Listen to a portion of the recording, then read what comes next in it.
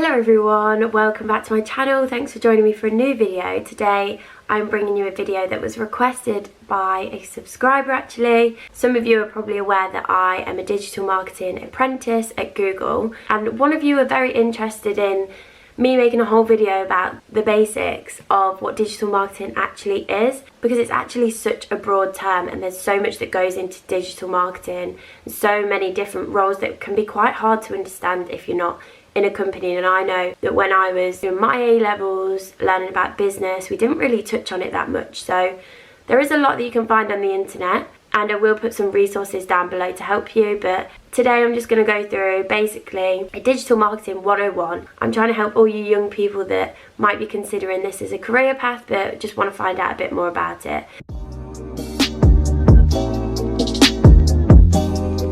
So in this video I'm just going to be defining what digital marketing actually is and how that differs to other forms of marketing, the types of digital marketing and the roles that could include, and also the pros and cons to having a career in this industry. First of all, let's discuss what digital marketing actually means. And basically, in the simplest form, it's when companies advertise and market their products or services online, anything to do with the internet. So that could be social media, websites, emails, anything like that you can think of is digital marketing. When we go right back to traditional forms of marketing, this could be print, which is newspapers, magazines, out of home, which is billboards, signs on buses and bus stops, things like that. And then also maybe radio, because that's quite an old traditional form of marketing. So obviously when we think about these traditional forms of marketing, we're all still aware that they're very relevant still today. You still see adverts on buses. When you're out and about, there's a lot of adverts still there. So it's definitely still a successful form of advertising. The reason why digital marketing evolved the way it has is because that the problem with traditional marketing is that it can't be measured. So if you have an advert on a bus, you don't know how many people have seen it. You can't prove how many times people have seen it, and if that's led them to a decision to buy your product or service that you are advertising. Whereas digital marketing, you can track the whole consumer journey. So someone sees an advert, if they click on that advert, that leads them to your website, and if they buy that product because of that advert, you can track it. And obviously this is very efficient for businesses, and it allows them to see their most effective ways of advertising, which they then can push more money into that form of advertising. I feel like this could be a shot game, the amount of times I'm going to say advertising and marketing and digital shot every time, and I'm pretty sure you'll be very drunk by the end of this video. So that's kind of why digital marketing is growing massively. TV is kind of at a standstill at the minute because less people are watching TV, but it's still a very good way of reaching a lot of people. And traditional print out of home is kind of dying. So now I'm going to go into types of digital marketing, roles, aspects of the industry that you will probably be interested in.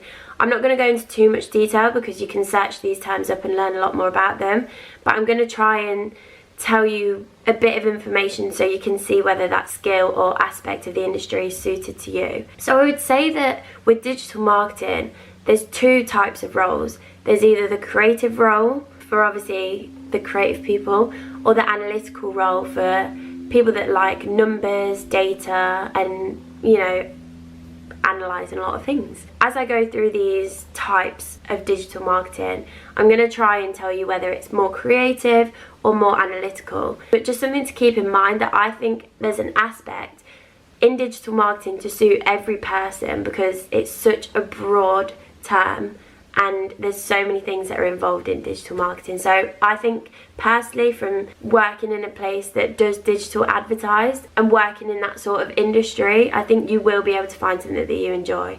I'm really sorry because it's got a bit sunny and you can see this, but just try and ignore it. I think it will go away. So first of all, we have search engine marketing, which is paid advertisements on a search engine that will drive traffic to a certain website that the company is trying to advertise. And then we have search engine optimization, which is all organic, no money involved. A company tries to make their website as efficient as possible so that the search engine will rank them higher. They become more relevant to that consumer search. For example, if I was looking for black jeans and ASOS had a product of black jeans but it was named under blue jeans, it wouldn't be very relevant to my search, so it would be right at the bottom of the search engine, if that makes sense. That's a very basic example. Then we have pay-per-click, which are advertisements that will only charge the company a certain rate if the consumer clicks on that ad, but obviously you will then be able to see how many people have clicked on it, so how efficient the advert will be. And yeah, that's quite a specific and niche area of digital marketing, but I know an ex-Google apprentice that is her role now, and that's what she specialises in. Again, that's a bit more probably analytical because you are trying to optimize certain information on that advert. Oh my god, these lines are really annoying me, I'm so sorry. So something that ties in quite nicely to that is display adverts. So these are the adverts that look almost like banners and like long form adverts that appear on your email inbox, websites. They're the sort of ads that you feel like follow you. You know, when you've been searching for like a pair of black jeans, you'll suddenly see black jeans on a recipe website and you'll be like, how do they know? Say with something like display ads, there'll be the analytical side where you'll look at the measurement and the performance of the advert. Was it an effective advert? Or you'll have the creative side where you'll be that person creating the assets, as they call them, for the advert. So that'll be the pictures involved, the text on it, the graphic sort of design. If it's a moving advert, how you film and shot it. So yeah, there's always normally those two aspects in every sort of advert. The person that creates the assets are more likely to work for like a production agency or a creative agency that will sort of plan that strategy for the advert, which then the client will outsource and hire that agency to do all the work for them almost. Often the more creative people, some companies do in-house them, which means they do all that in the company, but a lot of companies outsource that from agencies.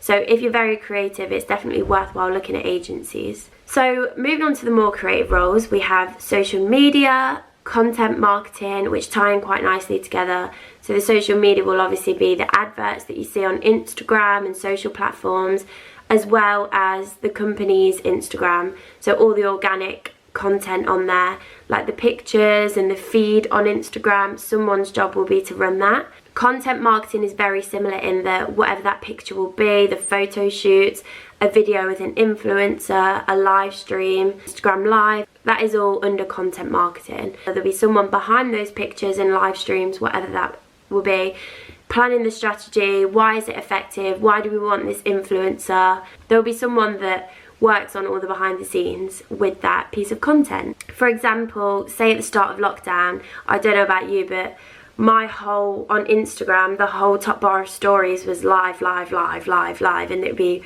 fitness, workouts, interviews with influencers, so many things, and that will be the work of a content manager or marketer at a company. And then again, similar to that, there's influencer and affiliate marketing, so someone that will manage the influencers. I know at YouTube we have YouTube creator managers that will like stay in touch, talk about the content that they're producing, whether companies will want to work with influencers for their advert, and also affiliate marketing, so the discount codes, PR packages, so much comes under that bracket. So I guess if you're very good with people and you like that sort of side of things and managing people and communication, then that would be a good role for you. And then lastly, I'm not too sure if this comes under the bracket of digital marketing, but I thought it was a very relevant thing that a lot of people don't know is kind of like a job, but also app campaigns. So mobiles are being used more and more. This is a very big area of growth for a lot of companies. Apps are very, very relevant right now, and obviously you can advertise on apps as well as have your own app and drive sales through that. So there's a whole lot going on there, and again, you'll have the creative side of how the app will look, the UX design, maybe the engineering behind it, but also you'll have kind of the measurement, what's effective on the app, what sort of features you should have on there. So I've kind of just thrown a lot of information at you there, but as you can see, the term digital marketing can be very broad, and someone that works on the design of an app will be very different to the role of a content marketer that goes out on photo shoots and meets influencers, etc, etc. And there also, within all these brackets, will be different levels of management. So for example, with content marketing, there'll be someone that designs all the strategy, like the plan for the year, which is quite high level, or the people that will be running around on the photo shoots trying to get this content, whether that be at the company or an agency that they've hired. There's all very different levels to it, and my advice would be, if any of these seem of interest to you, go on LinkedIn, search in one of these titles, so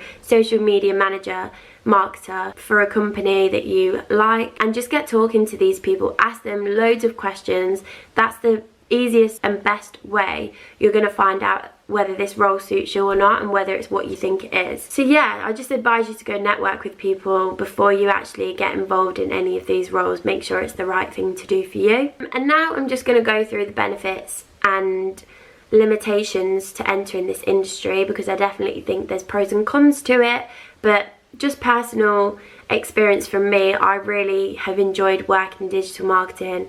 I'm actually in a sales team, so I feel like I kind of get a split of both, but from what I've seen of digital marketing, there's definitely aspects that I love and definitely aspects that I really don't like, and it's just finding that. So I think, again, I've said it, but digital marketing is so broad, so I think everyone will be able to find something that they enjoy within this industry. So yeah, going into the benefits, I think it's easy to teach yourself something, so a lot of people have access to Google Analytics. It's quite easy to do freelance work for companies. Content marketing, you can do that for free on Instagram or YouTube, any social platforms. I think it's a very accessible industry. Whether that means it's oversaturated or not, I'm not too sure, but I think whilst you're young as well, and the access to resources that we have online, it's very easy to teach yourself and upskill yourself in this area and gain a lot of experience in before you actually go into the industry, which is quite good. So say like a doctor,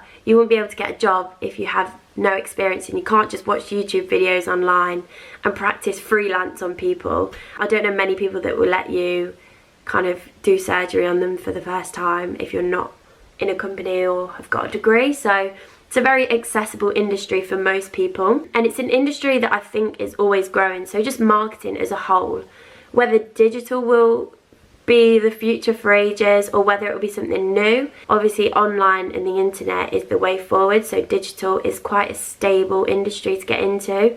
Although it's fast moving, fast growing and forever changing, you have to be the kind of person to be able to adapt to those changes. It just allows you to kind of keep growing, keep learning that knowledge, and, you know, stay relevant, I guess, in your career. And I also think it's a very exciting industry with all this change going on. There's just always something new to learn.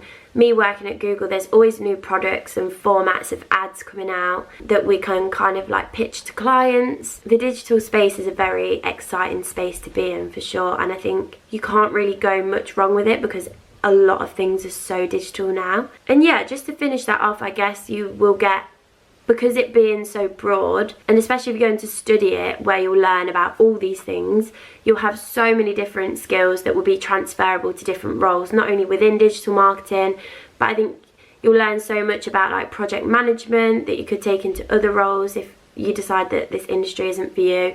So even if you just study it for 15 months like I did, I feel like I've gained so much that I can take into a different industry if I definitely wanted to. And then just about the bad bits, I think although digital is growing, it can be quite scary because a lot of things are becoming automated, meaning that it's all like machines, especially with machine learning, which is amazing, and there's a lot of benefits to that, but it means that people will be cut out of the stakeholder map. There won't be a world of robots anytime soon, but it's just definitely something to be mindful of. I also just think it's an industry that's very easy to restrict your knowledge. So although you can gain loads of transferable skills, if you go too niche, for example, say measurement, it'll be quite hard to move over to the creative aspect of it. Just really quickly to wrap up this video, I've tried to cover as much as I can and I hope it makes sense to you. If you want me to do a part 2 on anything specific, then please just let me know. I'm happy to try my best. Again, I'm not an expert in this field. I'm only 19 and I've only been studying this digital marketing area for about 7 months, I think.